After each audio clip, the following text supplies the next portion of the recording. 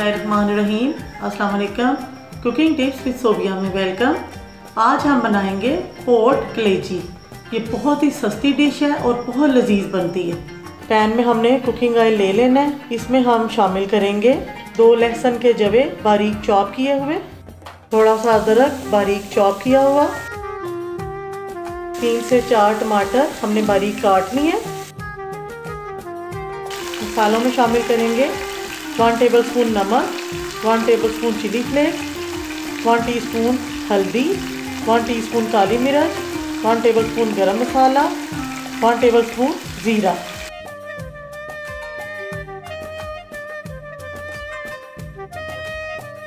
एक किलो हमने पोर्ट कलेजी लेकर उसको अच्छी तरह से धो लिया है। अब हम इसको 1 गिलास पानी शामिल करके दम लगा देंगे 20 मिनट के लिए।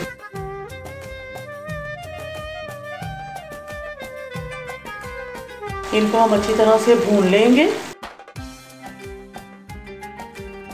ये बहुत सस्ती और लजीज डिश है, आप इसे जरूर ट्राई करना। 3 से 4 हरी मिर्चें शामिल करेंगे, 1 टीस्पून काली मिर्च,